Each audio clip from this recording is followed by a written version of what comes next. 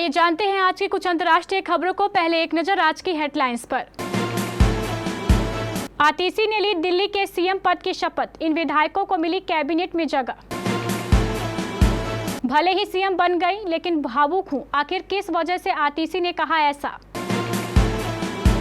धारावी में तनाव, वर्षा गायकवाड़ की एंट्री, लोगों से शांति की अपील। बीजेपी मेरे बयान को लेकर झूठ फैला रही, सिख वाले कमेंट पर राहुल गांधी की सफाई। आपकी कार के जितना ही था मेरी मां का घर, 10 साल पहले पीएम मोदी और ओबामा के बीच मुलाकात का किस्सा। ममता बनर्जी के पॉलिटिकल सर्वाइकल में बीजेपी और कांग्रेस का कितना रोल। लेबनान के पेजर ब्लास्ट का वायनाड कनेक्शन क्यों चर्चा में है, जोस टेलर। इस्माइल हानिया की हत्या, राजदूत पर हमला, फिर भी क्यों इजराइल पर हमला करने से डर रहा ईरान। करीना कपूर के बर्थडे पर ननद सोहा अली खान ने लुटाया प्यार। और ऋषभ पंत का धमाकेदार शतक। आम आदमी पार्टी के नेता आतिशी ने दिल्ली के मुख्यमंत्री पद की शपथ ले ली है। दिल्ली के उपराज्यपाल विनय कुमार सक्सेना ने आज शनिवार 21 सितंबर को राजनिवास में आयोजित सादे कार्यक्रम में आतिशी को सीएम पद की शपथ दिलाई। इसी के साथ आतिशी दिल्ली की तीसरी और सबसे कम उम्र की महिला मुख्यमंत्री बन गई है। उनके साथ आप विधायक गोपाल राय, सौरभ भारद्वाज, कैलाश गहलोत, इमरान हुसैन और मुकेश अहलावत ने मंत्री पद की शपथ ली। सुल्तानपुर माजरा से विधायक मुकेश अहलावत पहली बार दिल्ली सरकार में मंत्री बने हैं, जबकि गोपाल राय, सौरभ भारद्वाज, कैलाश गहलोत, इमरान हुसैन अरविंद केजरीवाल सरकार में भी कैबिनेट मंत्री थे। इससे पहले आबकारी नीति से जुड़े मामले में तिहाड़ जेल से जमानत पर रिहा होने के बाद 17 सितंबर को अरविंद केजरीवाल ने सीएम पद से इस्तीफा दे दिया था। मुख्यमंत्री पद की शपथ लेने के बाद आतिशी ने अपनी पहली प्रेस कॉन्फ्रेंस की। इस दौरान उन्होंने दिल्ली की जनता और आम आदमी पार्टी के प्रमुख अरविंद केजरीवाल का आभार व्यक्त किया। आतिशी ने कहा, भले ही मैंने दिल्ली के मुख्यमंत्री के रूप में शपथ ली है, लेकिन यह मेरे लिए भावुक क्षण है क्योंकि अरविंद केजरीवाल अब सीएम के पद पर नहीं है। उन्होंने केजरीवाल को अपना बड़ा भाई और राजनीतिक गुरु बताते हुए कहा कि उनके नेतृत्व ने दिल्ली का भविष्य बदल दिया है। आम आदमी पार्टी की नीतियों की सराहना करते हुए आतिशी ने कहा कि अरविंद केजरीवाल की सरकार ने आम आदमी के जीवन में सुधार किया है। उन्होंने कहा, आज दिल्ली के लोगों को अपने परिवार के सदस्यों का इलाज कराने के लिए गहने गिरवी नहीं रखने पड़ते। आतिशी ने शिक्षा और स्वास्थ्य क्षेत्र में केजरीवाल सरकार की उपलब्धियों को गिनाया और कहा कि उन्होंने दिल्ली के लोगों की मूलभूत जरूरतें पूरी की। मुंबई की सबसे बड़ी झुग्गी बस्ती धारावी में तनाव के हालात है। बृहद मुंबई नगर निगम के कर्मचारी धारावी में 90 फीट रोड पर 25 साल पुरानी महबूब ए सुबहानी मस्जिद के एक अनधिकृत हिस्से को ध्वस्त करने पहुंचे। इसके विरोध में स्थानीय लोग सड़कों पर उतर आए। गुस्साए लोगों ने नगर निगम की गाड़ियों में भी तोड़फोड़ की। इस बीच धारावी के अधिकार क्षेत्र वाले उत्तर मध्य मुंबई लोकसभा क्षेत्र के सांसद वर्षा गायकवाड़ घटनास्थल पर पहुंची। गायकवाड़ ने लोगों से शांति और धैर्य बनाए रखने की अपील की। मस्जिद के अवैध हिस्से को ध्वस्त करने की कार्रवाई को भी निलंबित कर दिया गया है। यह काम 6 दिन के लिए स्थगित किया गया है। राहुल गांधी के अमेरिका दौरे को लेकर बीजेपी लगातार कांग्रेस पर हमलावर है। बीजेपी का आरोप है कि राहुल गांधी ने आरक्षण और सिखों को लेकर विवादित बयान दिया। इस पर अब पहली बार नेता विपक्ष राहुल गांधी की सफाई सामने आई है। उन्होंने कहा है कि बीजेपी अमेरिका में मेरी बयान को लेकर झूठ फैला रही है।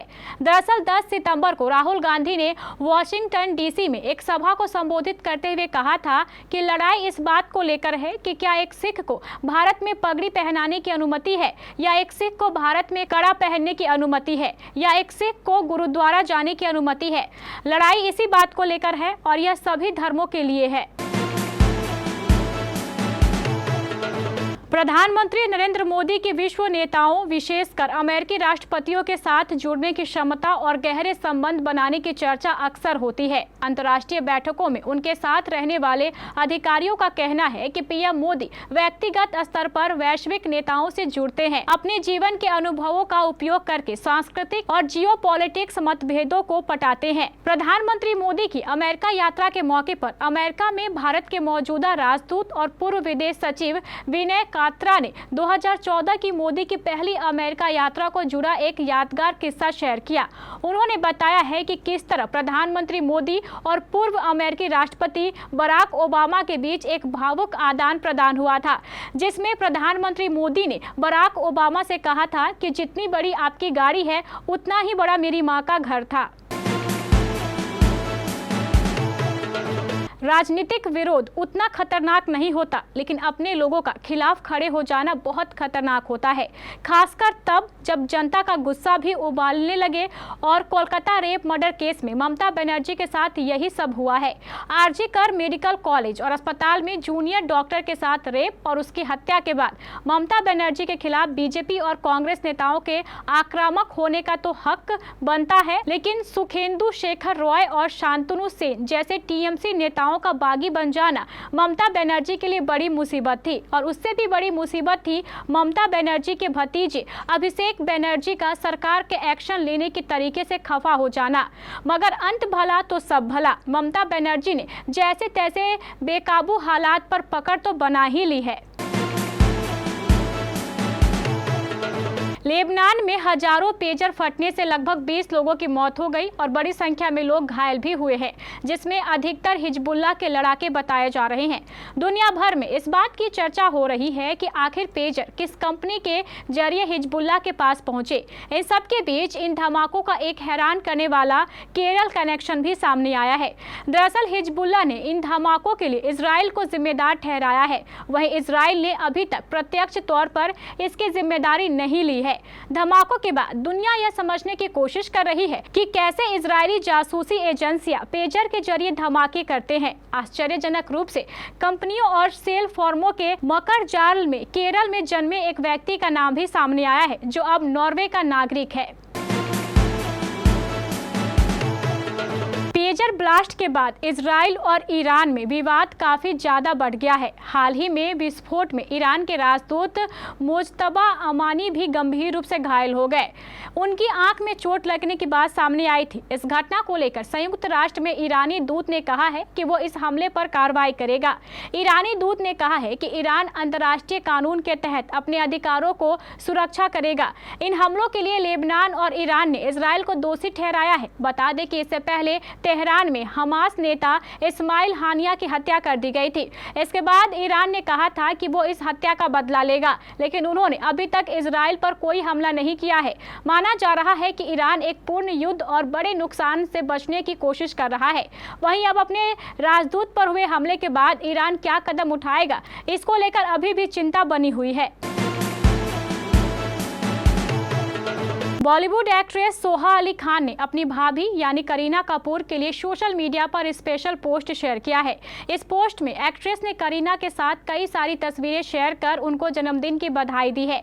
सोहा अली खान ने करीना कपूर के साथ ये तस्वीरें अपने इंस्टाग्राम अकाउंट पर शेयर की है, जिसमें ननद भाभी की बहुत ही प्यारी बॉन्डिंग देखने को मिल रही है।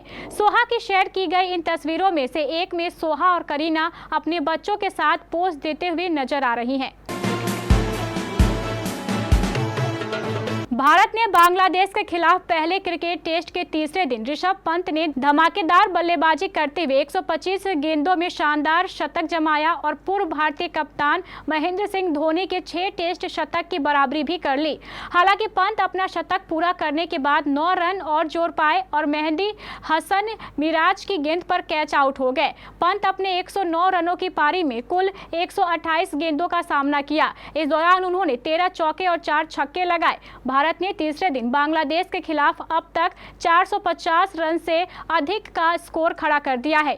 बांग्लादेश की टीम शुक्रवार को पहली पारी में 149 रन पर आउट हो गई थी, जिससे भारत को 227 रन की बढ़त मिली थी। टीम इंडिया ने 514 रन बनाकर पारी घोषित की और 515 रनों का पहाड़ जैसा लक्ष्य दे दिया। भारत ने पहली पारी में 376 रन बनाए थे।